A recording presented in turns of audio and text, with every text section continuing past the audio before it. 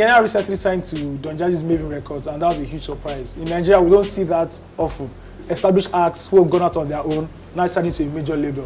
Were you surprised when Iyanya signed the dotted line with Mavin Records? Definitely, I was very, very surprised because, you know, we've not seen this kind of thing happen. Or if we have, it's been, you know, in rare cases. So I was surprised to see Iyanya, you know, sign with Mavin's. I would have thought he would have, you know, started off his own label, but I guess it was smart to sign with Mavin's. Okay. Now the popular narrative around Iyanya was that he lost it like 2 or 3 years ago. He wasn't hot anymore. He wasn't dropping good songs. His last album wasn't dope at all. Now, why would Don Jazzy go out of his way to sign Iyanya that isn't hot right now? Well, I think Iyanya is a good product. I think with the marketing and just the production of what he offers wasn't good enough. You know, when he was with D-Tunes and they dropped the album in 11, Iyanya versus Desire, dope album.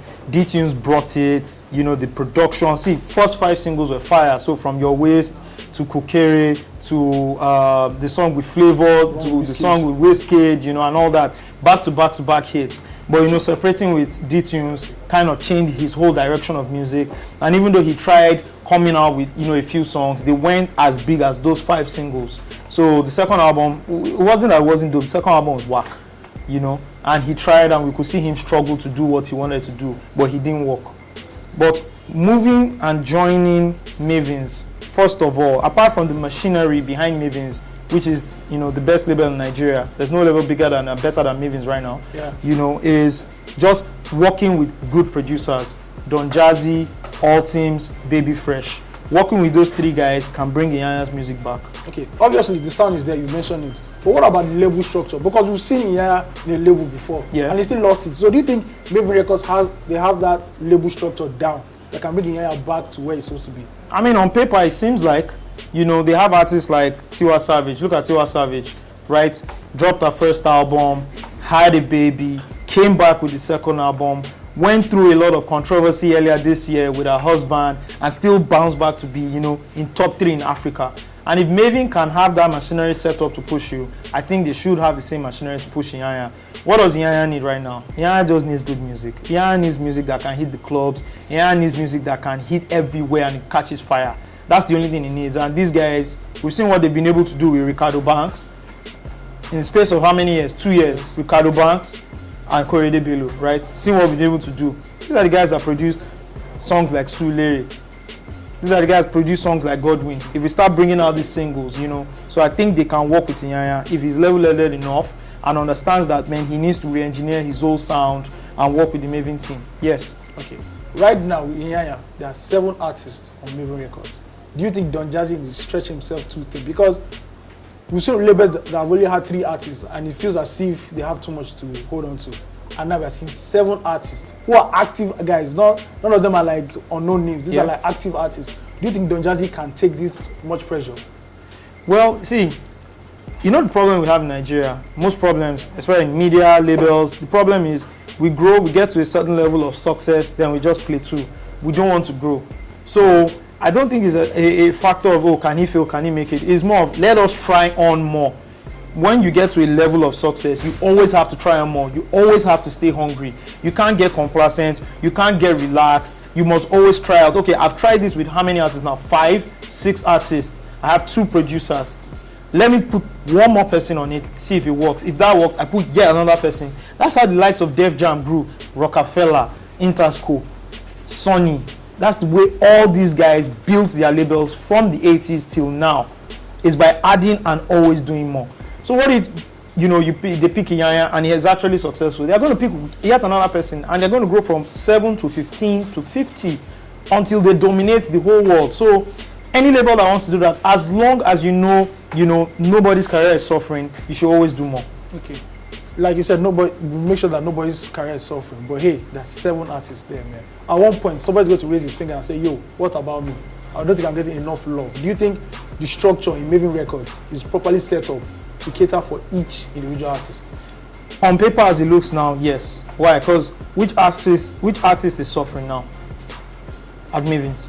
Some might say the Prince. So is he suffering or is he not doing enough? There are 2 different things. Is the Prince doing enough? Maybe not. Is he suffering? Doesn't look like he's suffering because all the other artists are working. So how many records has he released? When last did he drop an album? Has he dropped like a mixtape? What's he doing? So there's a difference between suffering and not doing enough. And personally, I feel he's not doing enough. I think he's a talented guy who can do a lot of things, but I don't think he's doing enough. But is the label, is he suffering because of the label? I don't think so. Okay. What we should actually look at is how does Iyanya fit? Like, you know, we see the Mavins, oh, there's the Prince, there's Dr. Sid who's beside Don Jazzy, there's Tiwa who's like the, you know, the queen, right? And you have like the Mavin 2.0s who are the fresh bees. Where does Iyanya fall? That's what's, you know, a bit tricky. Yeah, since when they left Mavins have not really had that poster boy art for pop music. Do you think Iyanya can come in and fit that role? For now, do you think it's just going to blend and just be on the corner? It's hard to tell. You know, for me, Iyanya needs to work really hard to, you know, fill up Waniko's shoes. Waniko, we all know, is a talented guy. Do you understand? Leaving Mavin, Iyanya joining, it might not look like a replacement, but it sort of feels like a replacement. And Iyanya needs to work, you know, twice as hard as he has ever worked. We all know Iyanya is, you know, talented. He's the ladies' man. He's got a good, you know, frame. The ladies love him. He can sing well. He can do the pop music records well. But like personality-wise, he needs to grow it. When he was working with Triple MG was nice, but Ubi was like the front man handling everything. Iyanya needs to handle himself. Like he needs to go into his creative space and become, you know, stronger in terms of him having, you know, a strong personality, you know, how he can craft the music, how he can write the records, and how he can work and interact with his fan base, which is very important. He looks a bit distant, and when you're not as famous as you used to be, your fans are all you have. You always have to be with them, and they need to love you. So he needs to win back a lot of fans. See, Techno, the new boys, Kiss Daniel, Mr. even Easy. Korede, Bello, and Ricardo, Mr. Easy, they've stripped away all of Iyanya's fans. His fans look really, really small, but he can grow it back again if he puts all, you know, he puts his mind to it and he puts all that work back into it. Okay. So you know, he still has potential. For a Don Jazzy to say, you know what, I want to sign Iyanya and I want to make this work. There's still potential in Iyanya, and we need to give Iyanya a lot of props, because here's what has always happened: people leave their labels and go and start up their laptop labels, right? Labels. They go and open a Twitter account, Instagram account, and they say they have a label.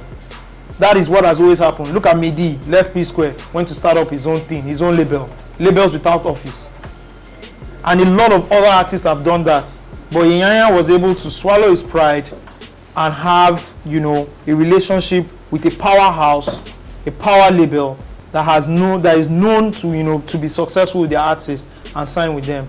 Look at Wiz Khalifa signing Juicy J. Juicy J is an OG rapper. Wiz Khalifa is a newbie, and he signed him. You know, so that's what we should see in the industry. Not everybody is going to have a record label. You don't have the power, you don't have the setup, you don't have the structure to start a record label. You could always have a joint venture with another company and set up properly. And that's what Iyanya has done. And it's a big lesson for a lot of Nigerian artists out there. Now, let's go to Nigerian labels. Why do you think Nigerian labels are scared in signing established acts that are on their own? It seems that whenever a big act leaves a record label, the other labels don't want to touch him, and they'll just, hey, do your thing. But Don Jazzy said, you know what, I'm going after Iyanya, and it got him signed. It starts off from not giving a damn about what the industry thinks about you. It starts off from understanding what your label is and the kind of support and structure you need. It starts off from planning your label's, you know, life expectancy. Okay, what is it? 5 years, 10 years, 15 years. What do I want to do in these times? Who do I want to sign? Who are the people I need to get on board to actually make my label bigger than what it is? That is what you should always look at. If a big label leaves an act, hey, why don't you sign him if you have the opportunity to do so? But I think the main reason, right, is that these labels are not even big enough to sign anybody. Who can sign Wizkid now? Nobody. In Nigeria, which record label has the support system to sign Wizkid? Nobody. Who can sign Davido? Nobody. Right? These are top acts. But what about Waniko? Waniko is no more a top act. He's just a talented guy, but he's hanging in there, and he needs to focus on his career, because if he doesn't, he's going to go by the wayside. Go back to my question. Why don't we see labels struggle for Waniko? But the point is, how many labels want to sign Waniko? How many labels are there to sign Waniko? So when Waniko left Mavin, who were the labels that were around? Chalk City. EME. They had a bunch of artists already that they're struggling with. You have who? EME. They had Wizkid and Skills. 5 Star. 5-star. Are you come on? G man. Worldwide. G Worldwide. They have Kiss Daniel who they were trying to break. Okay. Who else? One they call. Do you understand what I'm saying? Yeah.